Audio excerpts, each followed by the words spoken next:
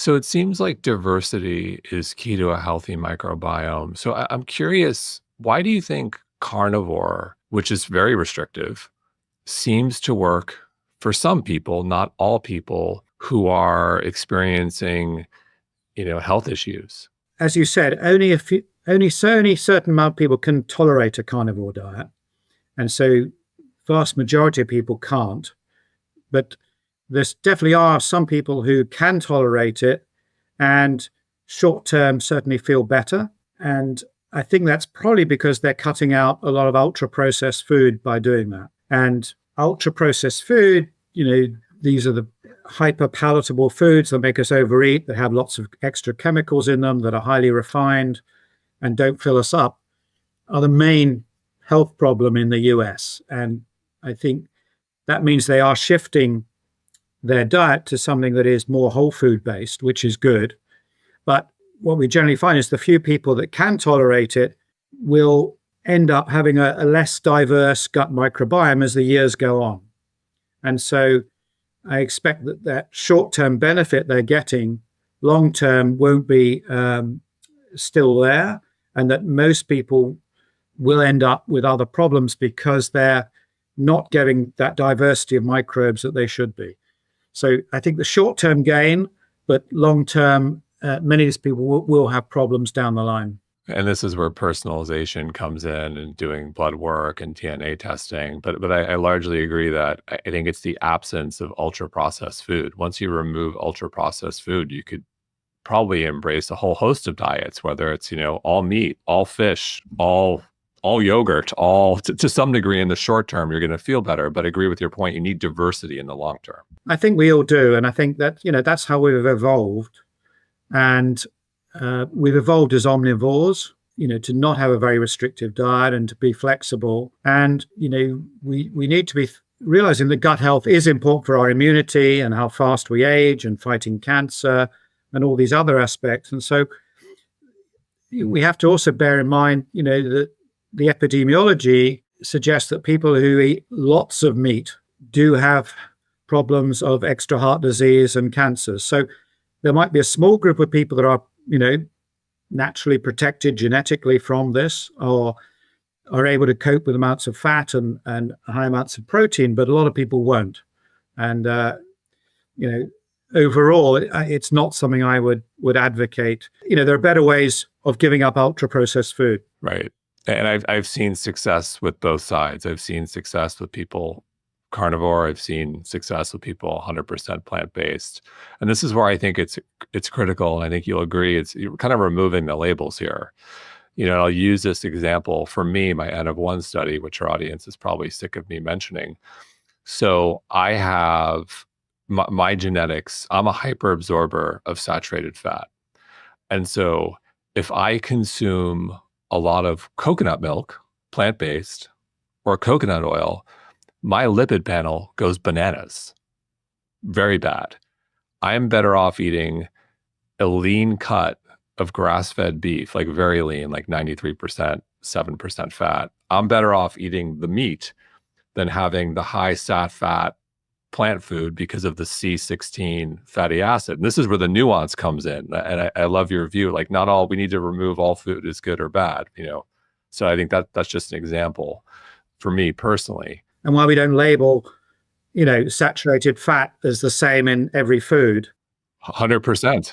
It's very different in olive oil to coconut oil to in beef, and the context is all important.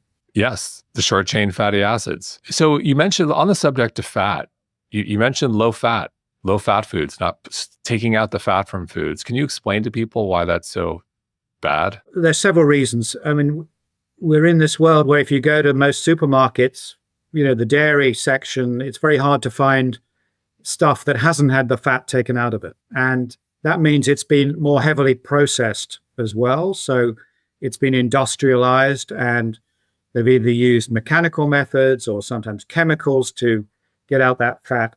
And it's highly like that product is ultra processed just by its nature. They've had to fiddle with it. And if they take the fat out, they've often had to put in starches and other stuff to make it taste good. So there's usually been a lot of manipulation behind the scenes to take what was a perfectly good product that has a really nice mouthfeel and your tongue likes it. And, we've been naturally raised on mother's milk to like that, and then recreate it without that fat, which gives the tastiness. So that's one reason. And the other is a lot of the vitamins are contained in the fat as well. A lot of the nutrients are bound up with it.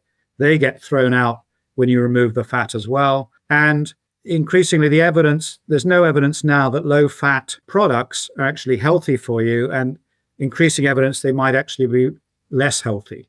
So they might make you overeat more, not make you fill you up, and they're being manipulated by the food industry just so you eat more and more of them. And they're doing it because they can produce it even cheaper because it's more industrial. So I think generally just avoid. There's no medical indication to eat them anymore, and we should be just going back to the whole food, the more genuine original article. So you mentioned all the data you're sitting on at Zoe, a vast amount of data.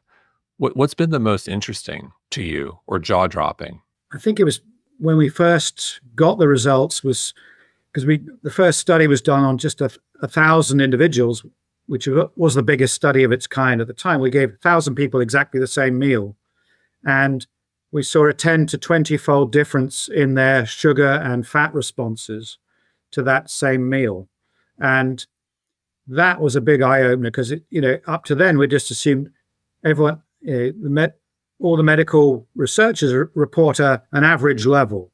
They say, this is your triglyceride level on average. This is your blood sugar level on average after a meal. But nobody was average because it was all over the place. And it just showed us. And then we looked, and 600 of these 1,000 people were twins. So we could tell, even in identical twins who are genetic clones, they had very different responses to the same breakfast muffin. So, one would have a high fat response, the other a low fat response. And this really was because for 30 years, I've been studying twins. So I was a big believer in genetics. And so for me, suddenly saying, well, our responses to food really are hardly anything to do with genetics. That was, to me, a bit of a wow moment, which was actually good, not for my speciality, but it was good because, it's empowering for people to think they can actually change that. And we can manipulate our microbes. We can change, through our food choices, what's going on in our bodies. It's not all predetermined by our genes. Your genes are not your destiny. Absolutely not. And I think this is very much, the way the research is going in nutrition, moving away from this idea there's nothing you can do about it to really realizing that the food choices you make are the most important ones you can make for your life. And we all have the power to do that. We just need the information to make the right choices. Yes. And it's, I haven't been in the space as long as you have. I'm coming up on 15 years. And to be quite honest, I'm getting tired of the nutrition conversation in that so many of the experts, personalities, or influencers, if you will, I think it's somewhat changing, but still many take an approach of, you must have this food or you can't have that food. And the reality is bio-individuality is the future. We're all unique. Coconut milk may be, the worst thing in the world for me, but for someone else, it could be pure heaven in terms of we don't know. Well, that's right. Yeah, absolutely. I think personalized probiotics are going to be the future as well. There isn't one probiotic that suits everybody because all our microbes are totally different. Personalized prebiotics, I think, I know from my Zoe results that, carbs I do really badly with, but I'm really good at dealing with fats. So that means for me, I totally changed my breakfast.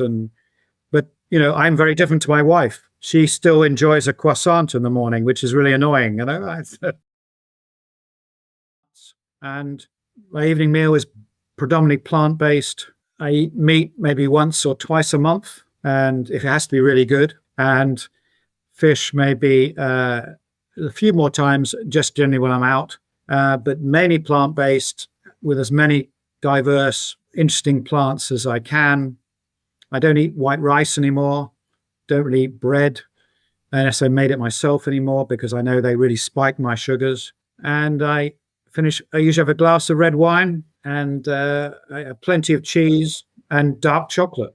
What role does meal timing play in our microbiome? How much space do we need between meals or overnight in your view? Does it play a role at all? It absolutely does. And there's a lot of science now showing that just like humans, microbes need to sleep and they need a rest period when we're not throwing food at them. So we've done studies in our own cohort at Zoe of showing the people who leave having a short interval between their last snack at night and their morning one have much worse microbes, worse blood sugar results, and generally put on weight. So I think this whole snacking idea, which in the US I think provides about nearly a quarter of the calories on average, is partly to blame. That late night snack, really bad. And you've got to leave, I think, at least 12 hours for optimal gut health. The more distance you leave, the better, but it gets harder to sustain that for many people. It's that balance between optimizing your gut health and what can you do for years, to make it effective. And some people find it much easier than others to do this fasting. We did a giant study with Zoe of 100,000 people in the UK, asking them to do intermittent fasting for 3 weeks, trying to get this 14-hour window. And a third of people managed it, but a third really hated it. So I think, like everything else, it's personalized. Some people find easy to avoid snacking, others don't. But those that did really got improvements in their gut microbes, their gut health, the bloating. They had reduced hunger, better mood, better energy, better sleep. So I'd advise everyone to give it a go, but don't guarantee that it's going to be perfect for you. And I think the thing that I've found is as I've gotten older, I can't do beyond 13 or 14. There was a time when I was doing 16 and 18 and I was starting to lose lean muscle mass and I wasn't able to get enough protein. You need protein as you age too, because we're losing muscle mass. I just couldn't do it anymore. It was like in my mid 40s, I remember it's like, where's my muscle? Where's it going? I need to eat more. And it's a struggle. If you're doing 16 to 18 hours, essentially a 6 to 8 hour feeding window to get everything in. That's difficult. That's like my big caveat. As you get older, when you're younger, you probably get away with it. But once you hit 40, I think it becomes more challenging and then more challenging at 50, 60, and so on. I agree. And I think we shouldn't be advocating these extreme regimes. We should be going for the modest ones that most people can do for long periods of time for the rest of their life, So that's generally my philosophy, is to try and make people do things that are, not extreme, but they can adhere to for decades, not just for a few months. And I think that's, and everyone's got their own point. They can fiddle around with it, but let's not set the bar so high that they feel they've failed if they haven't got their 18-hour fast in, Covered a lot today. What are 3 things that you believe everyone would benefit from tomorrow? One, diversity in terms of food. What else? What are a couple other things that everyone would benefit from tomorrow for those who want to up-level their gut health? Diverse plants, number 1. Number 2, I would say, is have fermented foods, several portions every day, and go for a variety of fermented foods, because then you get the diversity of different microbes in them. So we're talking the 4Ks, the kimchis, the kefirs, the kombuchas, the krauts, Japanese food, miso, not just cheese and yogurt. Then the third takeaway message has got to be reduce ultra-processed foods. Go for whole foods instead, because ultra-processed foods, not only do they make you overeat by 25%, but they're also bad for your gut microbes because of all those chemicals. So the whole foods contain all the real stuff. So those 3 things together: diversity, fermented foods, cut out UPFs.